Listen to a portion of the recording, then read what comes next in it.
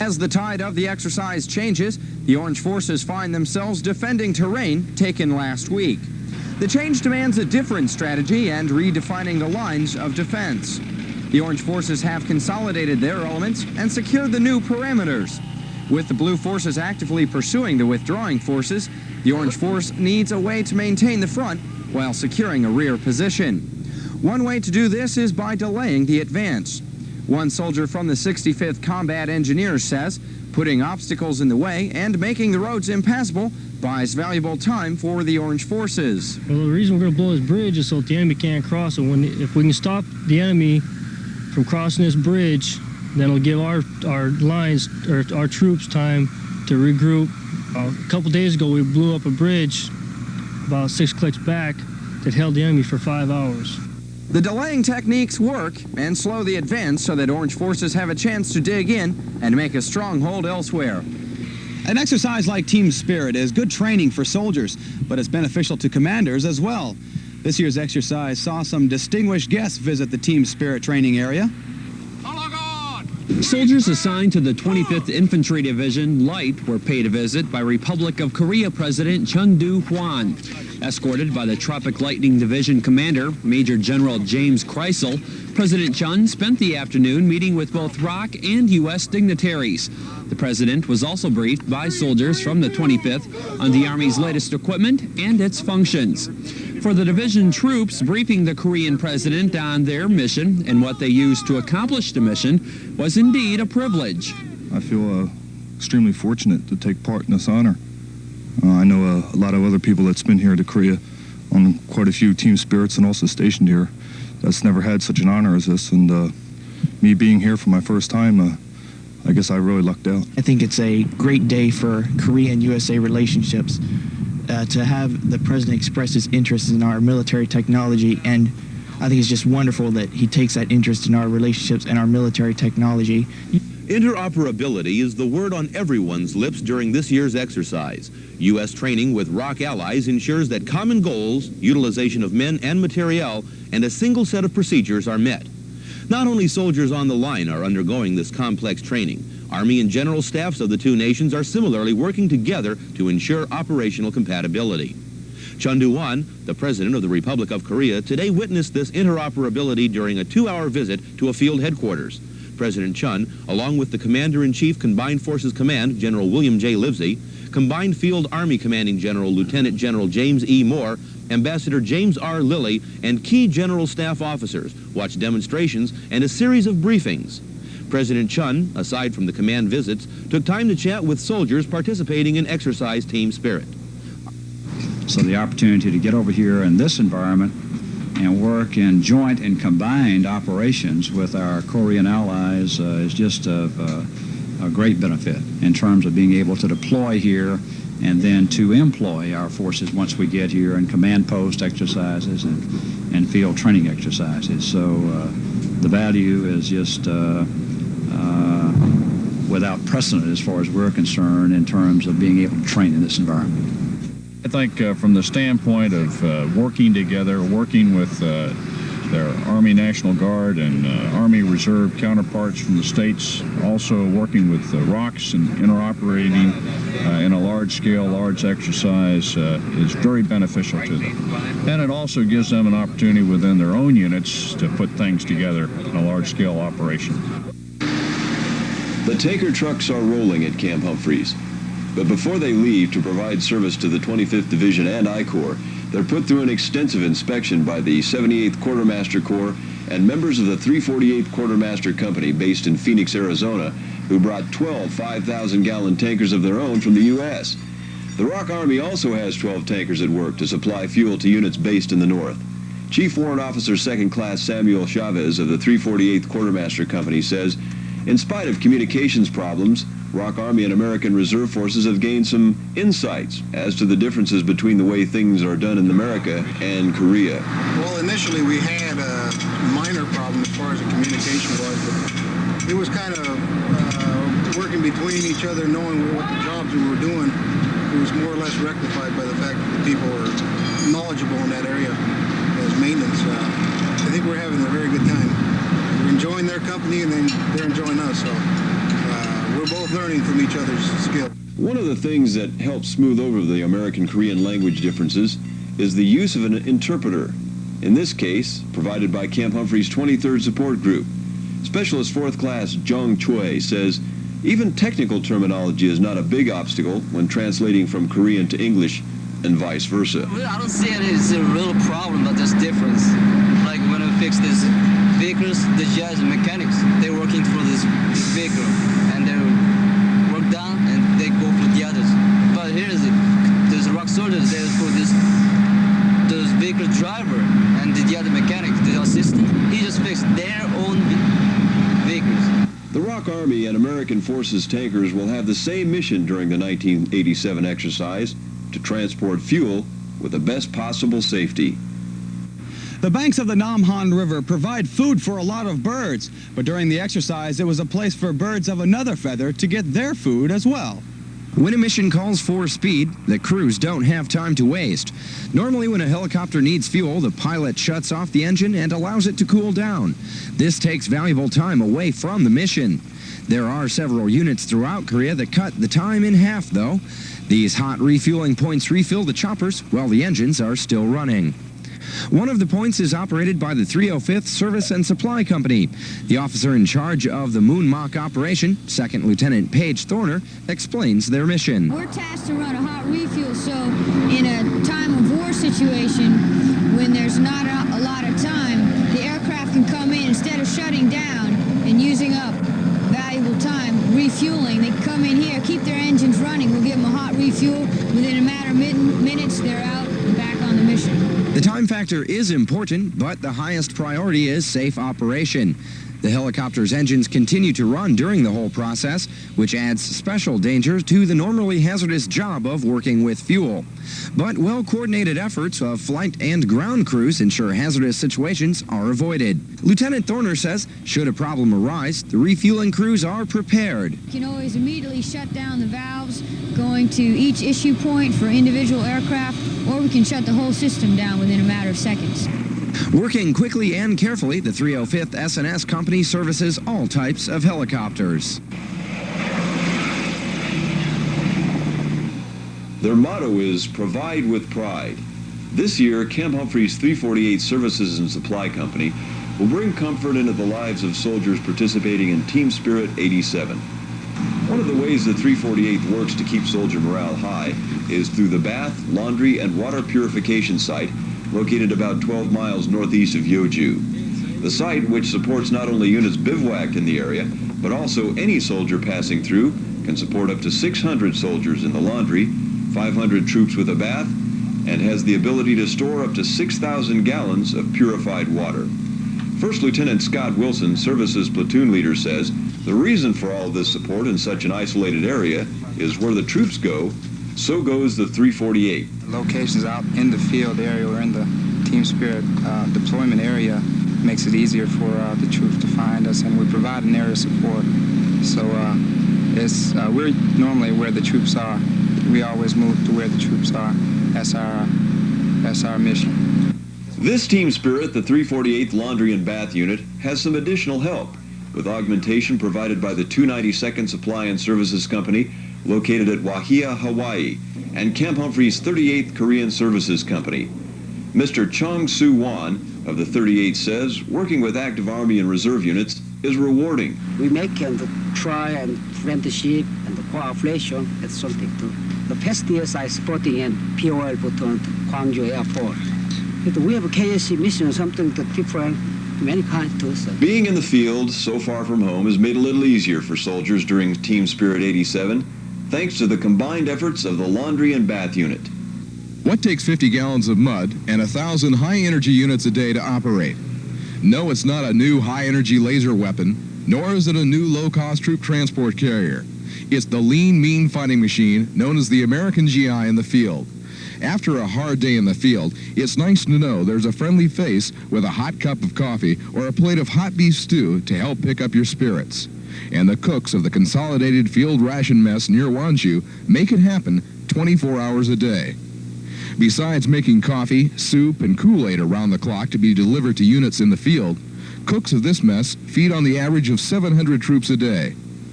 This is no simple task, considering there's only one cook tent with 10 stoves for the 22 cooks assigned here to crank out 1,000 biscuits, 50 gallons of coffee, 500 pieces of cake and pie, and a whole lot of other food items every day. It's a lot of work, but the cooks of this consolidated field ration mess say it's definitely worth the effort.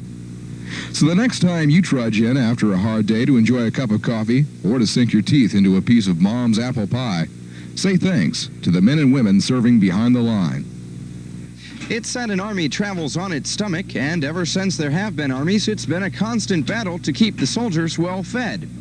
One of the most recent developments in this battle combines the simplicity of meals ready to eat with the warmth and taste of a home-cooked meal. Tray, or T-Rations as they're called, are intended for use by light infantry divisions. The food service advisor for the 25th ID explains why. The way we are designed is to move rapid, to move from one location to another as fast as possible.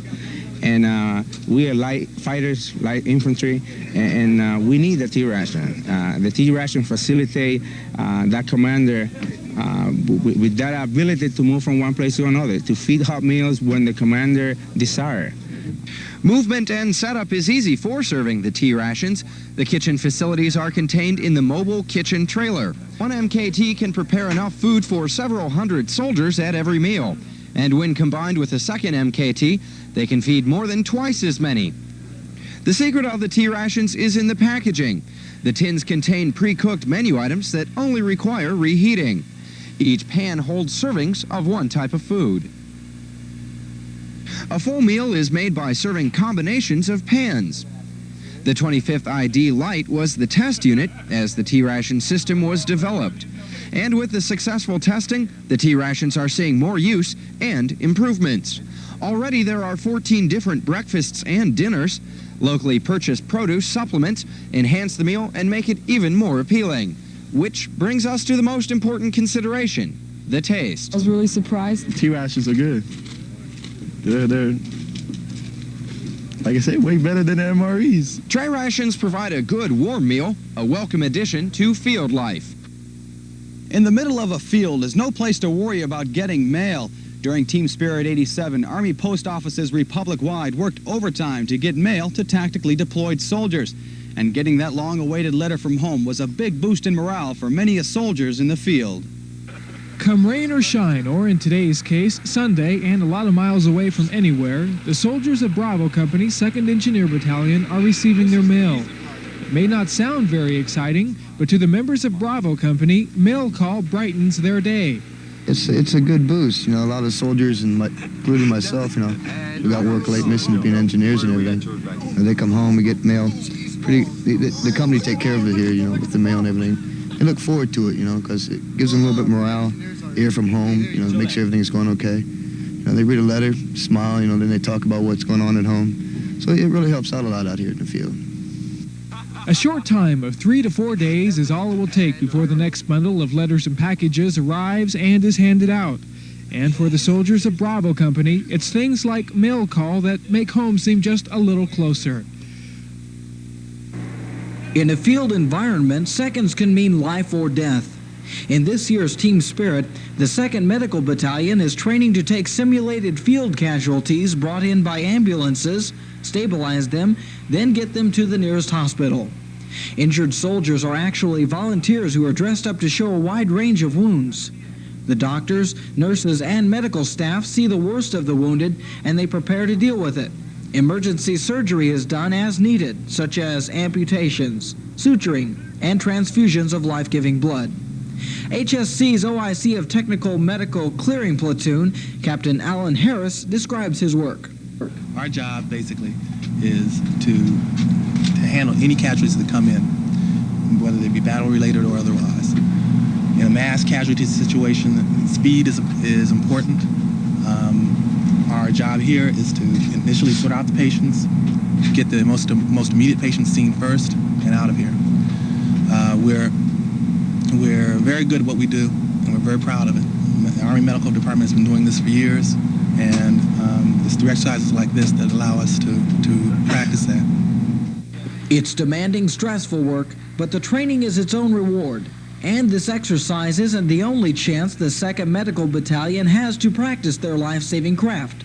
Battalion S3 Captain Al Jamboni explains. Well, we've been training all year long, and we do this for a daily basis, not just for this exercise. So we can handle this number. Of course, it's until you actually try it, you're never sure what's going to happen. But everyone has been gearing for this, and we're ready to go. Often medical units like this one are only a few miles behind the front lines, and that makes their job a dangerous one. But often the teams wouldn't have time to think about that because they would be too busy saving lives. During this one day in the annual training exercise, the 2nd Medical Battalion treated 110 wounded soldiers suffering such simulated injuries as detached limbs and severe head wounds. Right now we have the emergency room where we concentrate taking in the most severe cases.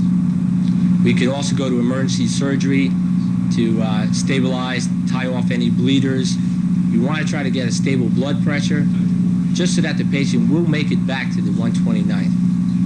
So we have the full capabilities of a hospital in the field out here. We've been trained to do it, and we can do it. Once the patch-up work is finished here, the wounded are flown on to an evacuation hospital for further medical attention. Within 30 minutes, the simulated wounded arrive at the 129th Evacuation Hospital near Suwon. Their teams stand by to unload the precious cargo and begin the advanced care.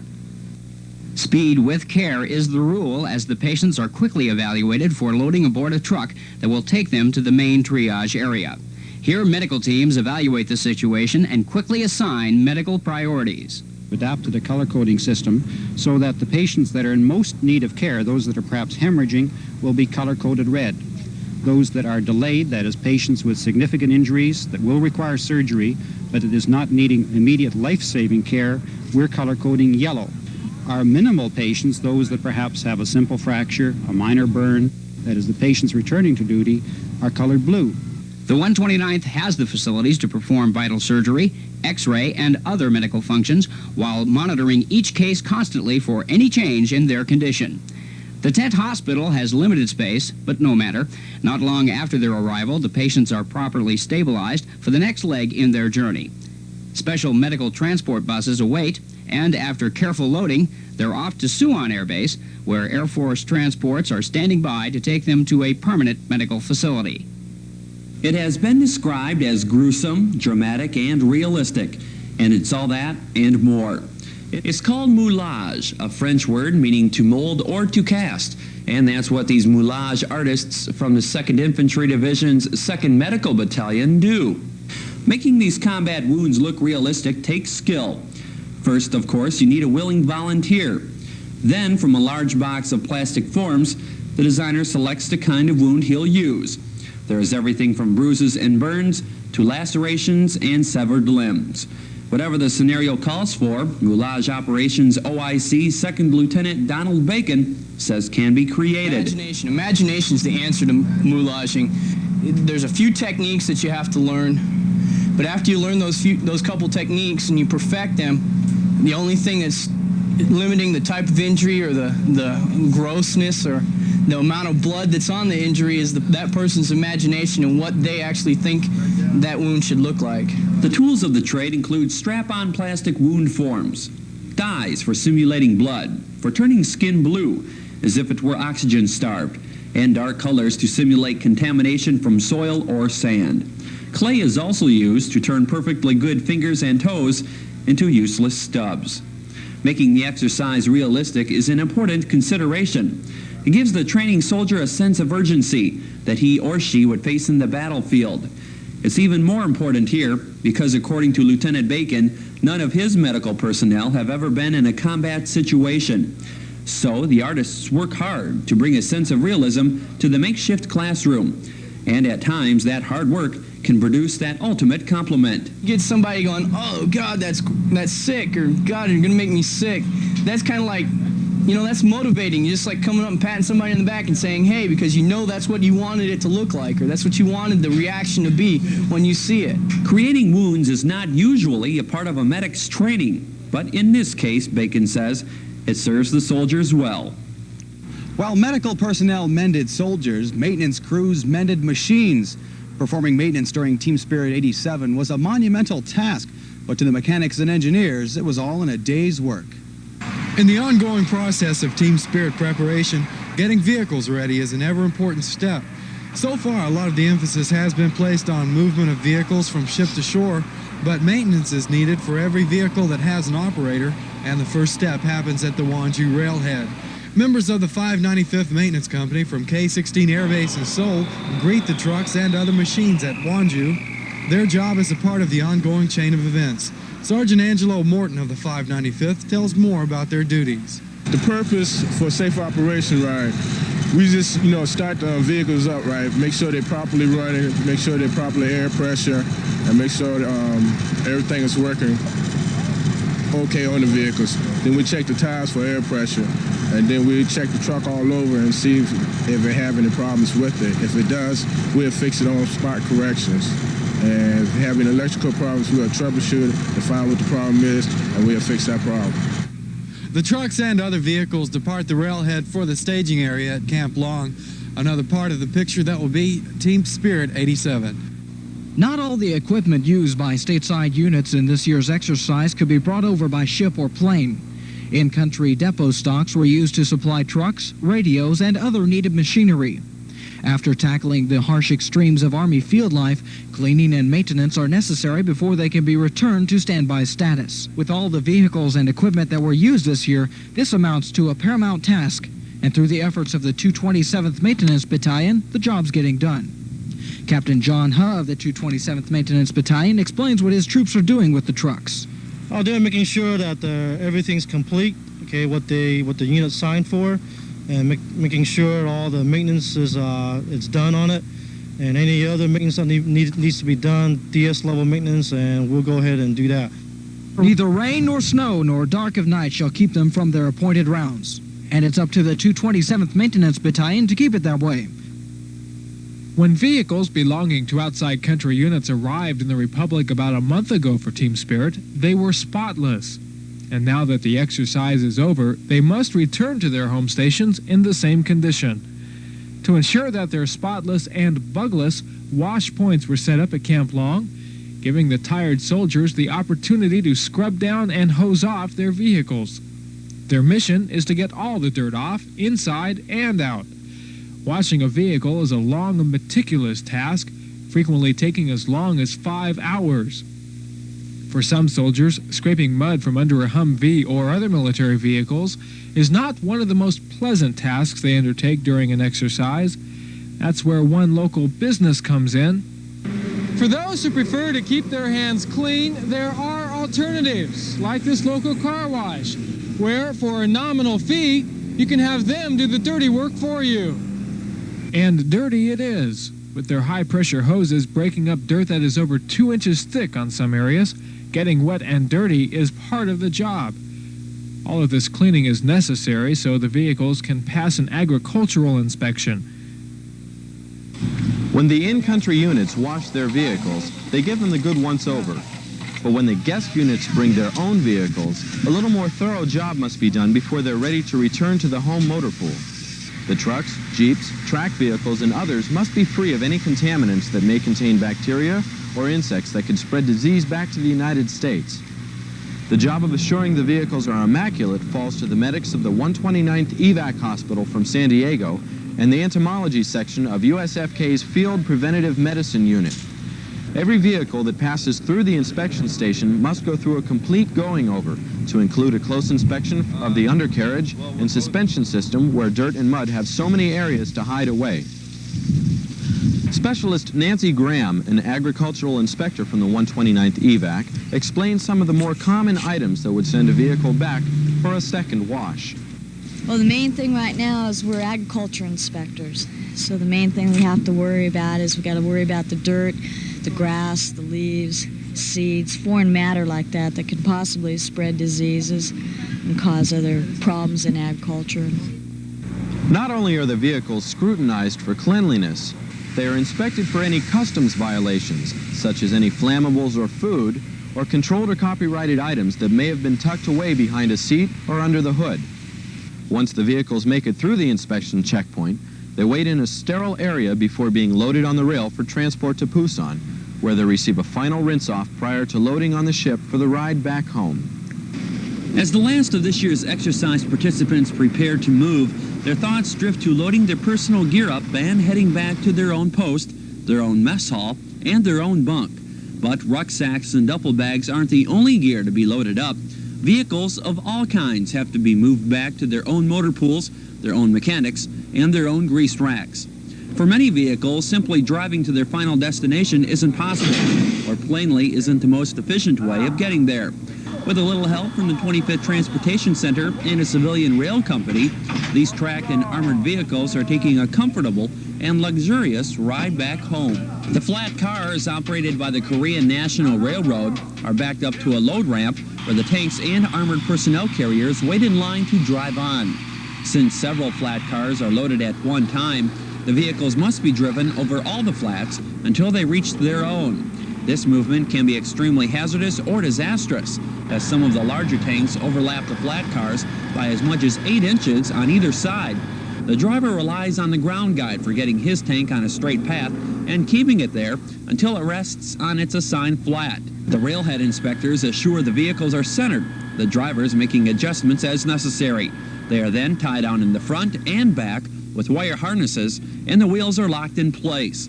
Once the last vehicle is in place and tied down, the entire train is given one more safety check before heading down the rail. For these men and machines, Exercise Team Spirit 87 is now history. The planes landed, the equipment rolled out, and the troops settled in. This is how it was before the exercise began. Now the exercise is over, and the moving process begins again, but this time in reverse. The tent city at Camp Long, home of the 25th Infantry Division Light, is quiet and nearly deserted. Most of the soldiers have finished packing up their belongings, and soon it will be time for that long flight home. But before they can leave Korea, they still have a little bit of work to do. Their baggage needs to pass through customs inspection. After being cleared by the customs officials, the bags are loaded onto air freight pallets and made ready for the flight. The soldiers also have to get set to go. Buses return them to the airplanes that brought them to Korea. The adventure has gone full cycle now. The soldiers are returning to familiar surroundings, leaving behind new friends, but taking with them valuable experiences. And then it was over. Team Spirit 87 is now a part of the past, a page in the history books. But in between those pages is where the real lessons of Team Spirit 87 were learned. Training plays a major role in an exercise like Team Spirit, but it's by no means the only role. There's the challenge of working from a field environment in combat situations, standing side by side with someone you've never met, someone from a completely separate command and another nation. Interoperability, that's what Team Spirit really is. Two nations together as one for the same purpose, showing their spirit as a team.